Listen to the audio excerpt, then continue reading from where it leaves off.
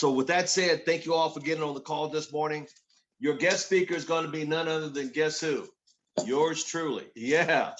You know, I want to start off by saying something. I want to thank Mr. Julian Lewis for bringing something. He talked about 30 days going out and getting, how you drop coins in and take quarters out, nickels, dimes out, and just put in your pocket.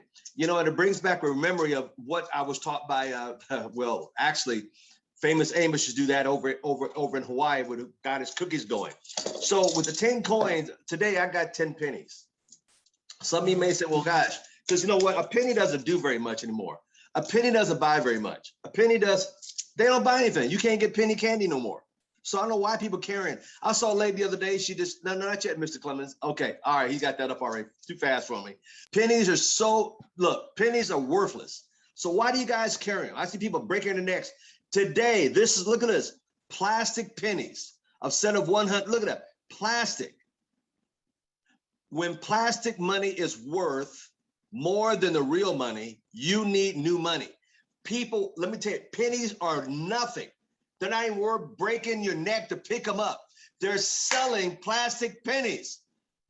Do you realize your money is going down in value? It's going down every single day, every single month. I don't know why people are hoarding them. They're not worth anything. Your money is devaluing. Have you noticed things are going up in price? Have you noticed shrinkflation? Same amount of bag of chips, more air, less chips, same price, up a little bit more. Folks, you're saving the wrong things. You need to be saving people from sharing the opportunity. A bag of plastic pennies for $3.49 instead of 100s. That's what I'm trying to get you explain. Look, so let's face it. Why are you guys carrying them? They're not worth nothing. Let's go back here. They're not worth anything. They're not worth anything. I saw a lady the other day almost broke her neck to pick up 2 pennies. I'll say that again, Sam Foster. You the only one got it. She broke her neck to bend over to pick up 2 pennies. You will never see Al Thomas with change in his pocket. I'll come back and talk a wealth principle about that some other day. I don't never carry change. I'm gonna say it again. I never carry change. I'm gonna let that sink in. I don't carry it. It's seeds. How do we get to the green stuff that don't make noise? You give these seeds away. Just plant them. You plant an apple seed, you get an apple tree. You get the idea. But watch this. When you go out, you start, if you take them, I had to dig around and find some. I mean, actually, I went to the store and got these because I don't carry change. But anyway, so as you go out, like Julian Lewis had talked about, and if you do this for like 30 days, like Mr. Julian Lewis talked about, as you go out and prospect people in a day, start off with, I got 12. Matter of fact, I found 2 on the way to get to them. It's so funny. So I got 12 pennies. Tim is cheering on, she's laughing. So as you go out, here's a prospect. This is the whole idea. We're going to convert these to prospects, these leads. And there's also going to be the victims out there. No, it's not for me. Yeah, no Sam Foster, he hit me up. No. And then also, you're going to take your 10 coins every day and go out, Mr. Daryl Ranson, and go out there and get a lead, a prospect. If they don't want to hear about it, they become a victim. That's what I call them, victims. So as you go out every day, the goal is, as you go out, let me turn this around. Let me close this, hold on. As you go out every day, your job and my job is to figure out what do we got? We got a prospect, we got a victim with our 10 coins. And the whole idea is before the day's out, is get you 10 of them out here and find out. And we're going to convert those people into particular IBOs. That is how this business is worked and designed. It's nothing, look, our business is so simple, we complicate simplicity. We complicate simplicity. Now, I want to show you something. Hold on, not yet, Mr. Bree Clemens. I'm going to highlight something that it was pretty phenomenal that I don't know if you guys really understood what Steve Payton said. Steve Payton said when he got started, I can put the chart up, the first line. He said his first check was $13.12. His check was bigger than mine. My first residual check was $3.70. Oh, we got too much money up there. We're showing too much. I thought it was just going to be line by line. Okay, well, here we go. All right, $13.12 for ETL. At 2%, he would need $8,000 in the bank to have that kind of residual month after month after month after month. Now, he said $120 was his first check as an, $120 was his first check as an ETL before he moved on to team coordinator. And he was making, that's $120. So equivalent, you would have to have $175,000. Listen to me, at a 2% in the bank to make that $120 check month after month after month after month after month. He said when he moved up to team coordinator, his check was $750 monthly residually as a team coordinator. So me said, what's a team coordinator? That was before we had the regional director, and we made both of them the same. So let's go back. So let's make it 2%. If you got 2% in the bank, he would need to have $455,000 in the bank. Now, let me ask you a question. Do you have $455,000 in the bank? Just think about that. No, you don't. To get 2%, that will give you $750 month after month after month after month after month after month after month, which is 15 grand a year. Now, think about that. Just let that sink in. 750. Don't go further. Just stay right there with me. So $750 is a lot of money depending upon what you would need to put in the bank. 15 grand annually. Now, $2,800 was his first regional director check. $2,800 at 2%, which is $34,000 a year. That is $1,700,000 he would have to have cash in the bank. Now let that sink in. But you got people quitting because they haven't gotten there. But they don't realize the essence of our business. How much is your business worth today? I want to give you a vision because I think we lose our vision. We're not millionaires at 3, 4, 5, 6, 7, 8, 9. So what? What else is going to give you this kind of clarity? Now, he also said when he hit regional director, his first check as a regional director was $5,000 at 2%. That was $60,000 in annually. Watch this. That's more than most people make. That you would have to have $3 million cash in the bank to give you that kind of income month after month after month after month after month after month after. And I'm not going to insult anybody that say how many of y'all got $3 million in the bank. But that is what your business is worth right now. Worth. Everything else is going down. Your business is going up in value, which means you could actually go to the bank and get a lot. Let me be quiet. Y'all, this is business talk 101A.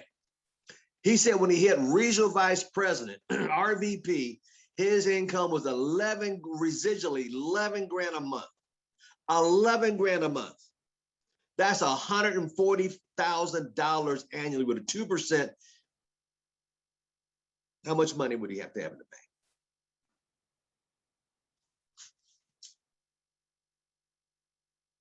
When he got to Miss Jocelyn Driscoll's status as original vice president platinum, he says 14 at 2%. How much? 8,500,000. The reason I wanted to emphasize this, because what Steve Payton said, I don't think a lot of you understand and grasp your business. We think too small. We think of our little community. We live in a world right now where the world is the other day I was in actually 2 countries and 5 cities the other day, and I never left my house. Now just think about that. A couple months ago, I was in 3 countries around the world, 5 cities in the United States, home for dinner, and I never left my home. And I want you guys to understand, do you realize what the value of your business is worth? What do you have in your hands? When they tell me my check ain't but $100 residually. My first check was $3.70. My first check residually. Oh, but way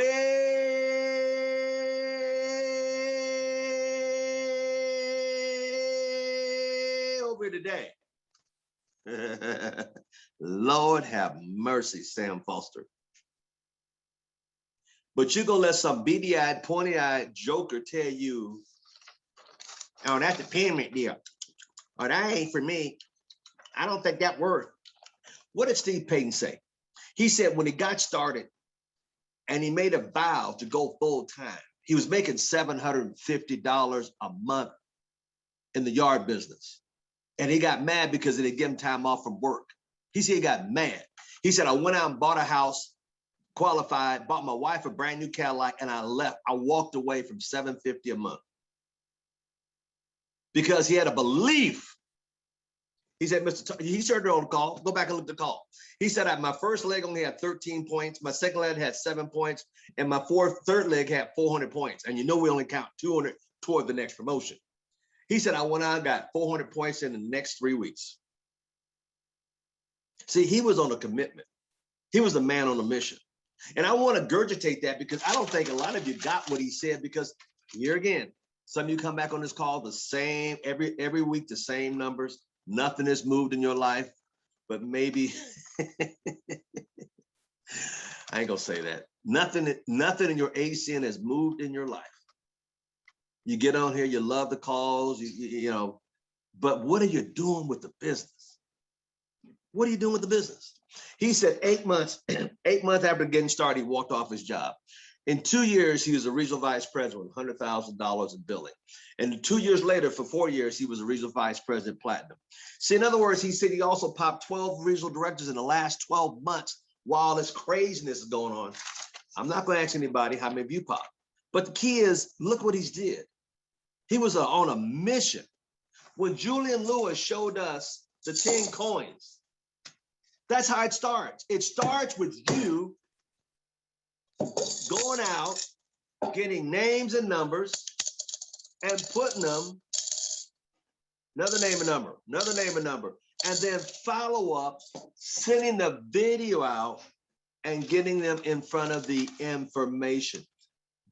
I mean, you heard what Mr. Bragg said. Hey, I popped an ETL in 4 hours. Why? Because he showed them what he had to go do. So to get where these gentlemen got, now you have to ask yourself, and this is the question, this is going to be a short call today because I just want to get to the point. What is your business worth today? And what do you want your business to be worth? What is your business worth? Figure it out at 2%. If you got that kind of interest on your money, how much would you have to have in the bank? So what is your business worth? Folks, I want to share a story with you, a real simple story. I was talking to Brian Baker the other day, and I was giving an analogy. And I said, you know, I was watching a movie, and actually, it was a karate movie.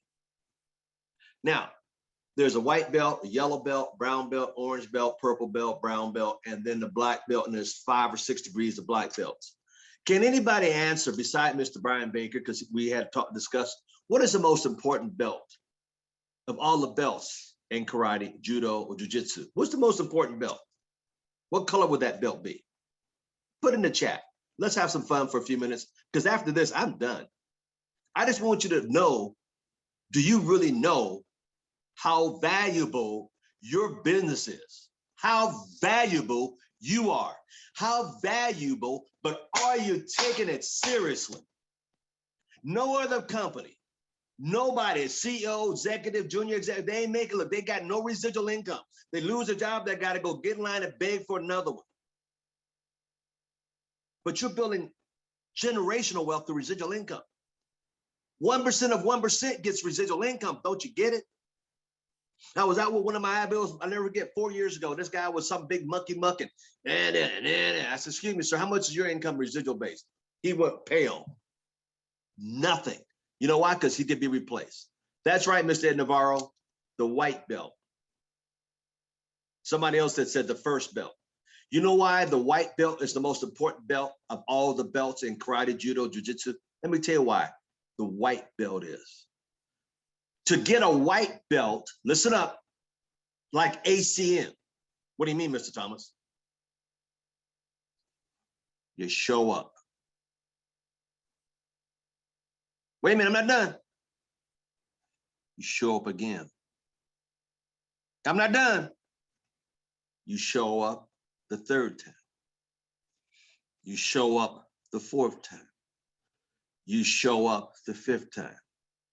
You show up the sixth time. You just keep showing up. The most important belt's the first one. The most important position in ACN is the first one. Getting qualified by showing up, being coachable. As you get coachable, you get the different belt chains, like an ETL belt. Oh, Lord have mercy. Then you get, if you're coachable and pop a couple ETLs, then you get the RD belt. Oh my goodness. You keep showing up with new white belts and you get the RVP belt. You keep showing up doing the same thing. And that's why in martial arts, it's the same thing over and over and over and over and over and over. Let me relate it to something you've never understood, the black belts or the judo, karate, but let's relate it to the Karate Kid. Wax on, wax off. And he thought he was washing and waxing Mr. Miyagi's cars. And he was teaching them the arts of karate. It's the same fundamentals in ACN. Wax on. Wax off. Folks, it's the same thing. It's nothing hard. It's consistently like the white belt, showing up. And get your people to what? Show up. That's how you move through the ranks.